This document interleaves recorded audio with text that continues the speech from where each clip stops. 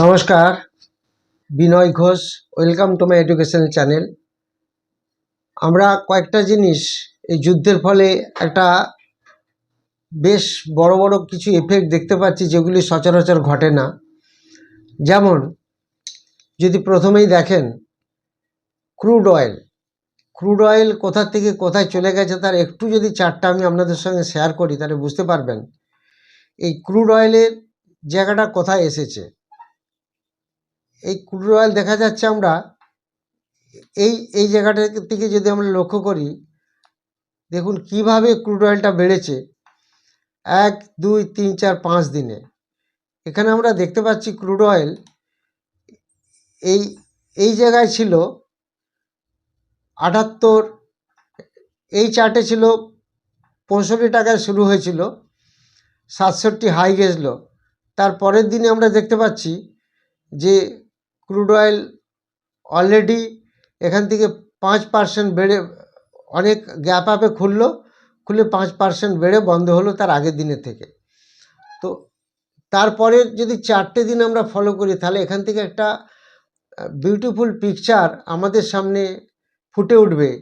সেটা দেখুন, তারপরের দিন এই জায়গাতে দেখাচ্ছে যে 5% ক্রুড অয়েল তারপরের দিন বেড়ে গেল, তারপরের দিন বাড়লো 1.72%, তারপরের দিন বাড়লো 3%। গতকাল আমরা দেখতে পাচ্ছি 15% বেড়েছে।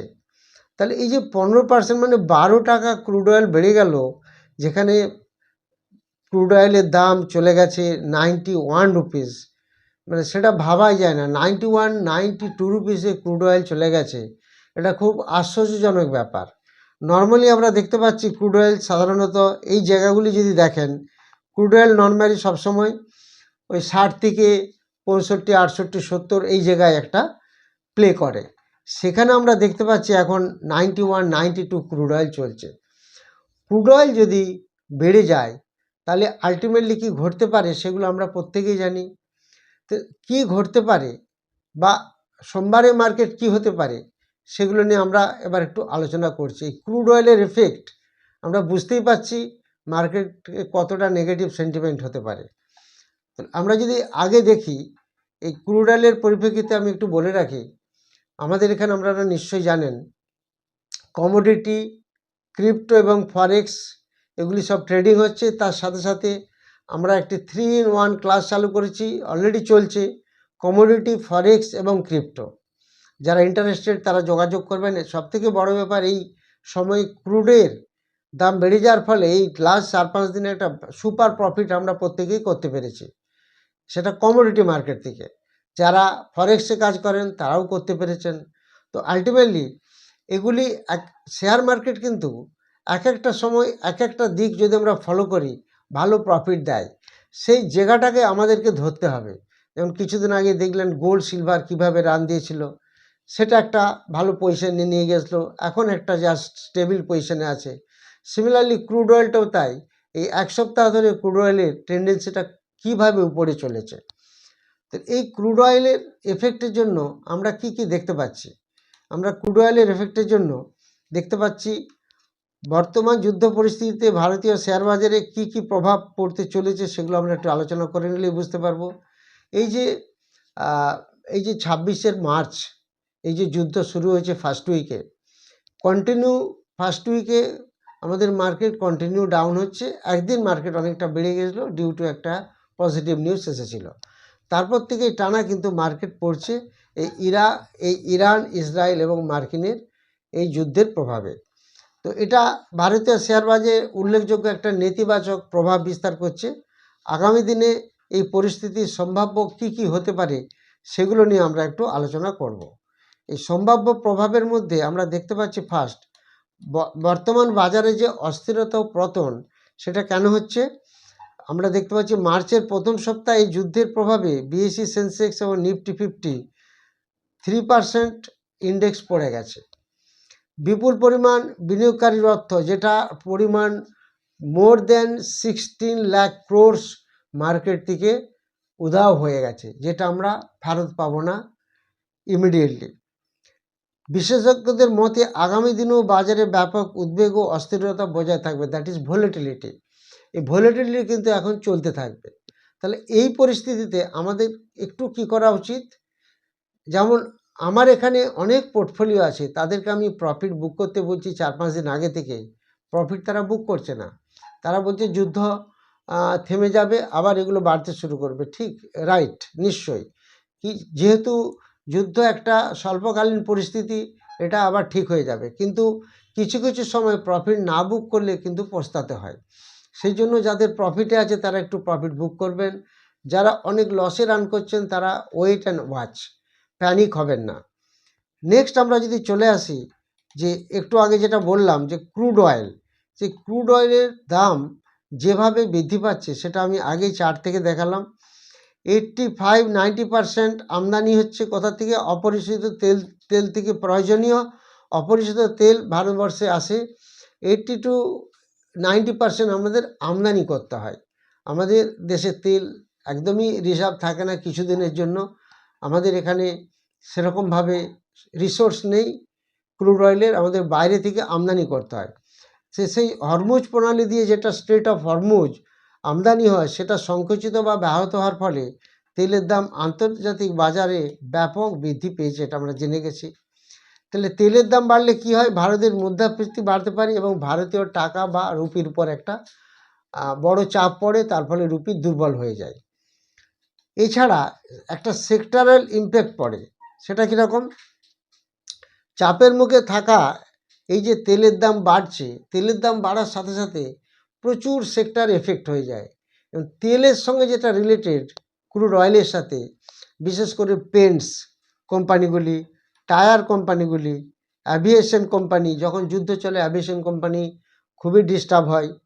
লজিস্টিক এবং কেমিক্যাল খাতে যত কোম্পানি আছে সেগুলি সমস্ত কিন্তু খরচ বাড়তে থাকবে, তাতে লাভের উপর প্রভাব পড়বে এবং আলটিমেটলি নেক্সট কোয়ার্টারে হতে পারে প্রফিট অনেক ডাউন হবে।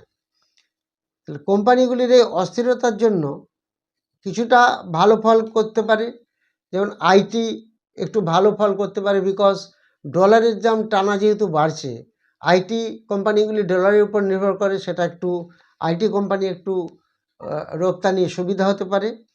এবং ডলারের দাম বাড়ার ফলে যে যে কোম্পানিগুলি সুবিধা পায় তারা একটু এক্সপোর্ট ওরিয়েন্টেড কোম্পানিগুলি একটু বেনিফিট পেতে পারে। আমাদের অ্যাকচুয়ালি ভাবতে হবে ঐতিহাসিক দৃষ্টিভঙ্গি থেকে আমরা যা যা পেয়েছি, আমাদের একটু দীর্ঘমেয়াদী ভাবতে হবে। দীর্ঘমেয়াদী বলতে কীরকম, দেখা গেছে যুদ্ধে কি হয়, বাজার পড়ে গেলেও তা সাধারণত স্বল্পস্থায়ী হয়, যদি না ভারত যুদ্ধে সরাসরি জড়ায়। ভারত কোনোভাবেই যুদ্ধে সরাসরি জড়াচ্ছে না, তার ফলে এই যুদ্ধ, যেটা আমরা আগেও দেখেছি রাশিয়ার সঙ্গে যে যুদ্ধ চলছিল, তো সেই যুদ্ধগুলো চলছে কিন্তু তাতে সেরকম এফেক্ট হচ্ছে না। আগামী দিনে এই যুদ্ধগুলো হয়তো আস্তে আস্তে ধীরে ধীরে স্তীমিত হবে এবং আস্তে আস্তে কমে যাবে, তখন শেয়ার মার্কেটে বেশি প্রভাব ফেলতে পারবে না। তো সেই হিসাবে আমরা একটু দীর্ঘমেয়াদী দৃষ্টিভঙ্গি চালু রাখবো। যাদের পোর্টফোলিও লসে চলছে তারা প্যানিক হবেন না, সেল করবেন না, ধরে রাখুন। আরও হয়তো কিছুটা লস দেখতে হতে পারে, কিন্তু ধৈর্যে ফল নিশ্চয় একদিন পাওয়া যাবে। অনেক বিশেষজ্ঞ মনে করছেন এই পতন দীর্ঘমেয়াদী বিনিয়োগকারীদের জন্য ভালো মানের শেয়ার কেনার সুযোগ, এটা একটা বাইং অপরচুনিটি তৈরি করতে পারে। মর্গান স্ট্যানলির মতে সংস্থাগুলো এখনও ভারতের বাজারে দীর্ঘমেয়াদী সম্ভাবনায় আশাবাদী। অর্থাৎ তাহলে আমরা দেখতে পাচ্ছি দীর্ঘমেয়াদে যদি আমরা চিন্তাটা করি তাহলে আমরা আশাবাদী, আর যারা শর্ট টার্মে চিন্তা করেন তাদের পক্ষে একটু প্রবলেম আছে। শর্ট টার্মে যারা কাজ করেন, আমি আগের ভিডিওতেও বলেছি, এখনও বলছি, আপনারা ইন্ট্রাডের ফর্মুলাগুলি শিখে নিন, অপশানের ফর্মুলাগুলি শিখে নিন, স্টক সিলেকশন করে এভরিডে কাজ করুন, দেখবেন একটা ছোটোখাটো প্রফিট বেরিয়ে আসবে।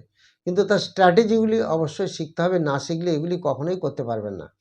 আর অপশান মার্কেট একটা বিশাল স্লিপারি মার্কেট, হেজ করে না কাজ করলে বা ফর্মুলা সিলেকশনে ফর্মুলা দেখে না কাজ করলে আপনারা কিছুই করতে পারবেন না।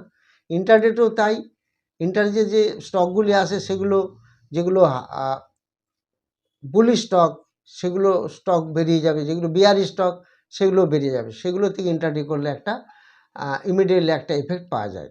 তো সেই কারণে অ্যাট প্রেজেন্ট যারা একটু লং প্লেয়ার তারা শেয়ার একটু কম কিনুন, বা একটু ওয়েট অ্যান্ড ওয়াচ করুন। আর যারা ইন্ট্রাডে বা অপশন করেন তারা প্রত্যেক দিন ছোটোখাটো করে কাজ করে নিতে পারেন, কোনো অসুবিধা নেই।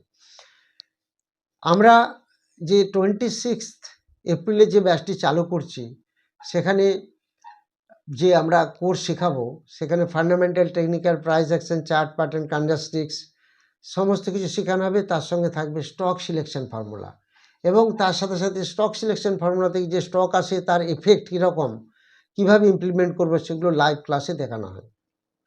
এছাড়া ওই দিন আরও একটি ব্যাচ শুরু হচ্ছে, ক্রিপ্টো, ফরেক্স এবং কমোডিটি মিলিয়ে আরও একটি ক্লাস শুরু হচ্ছে।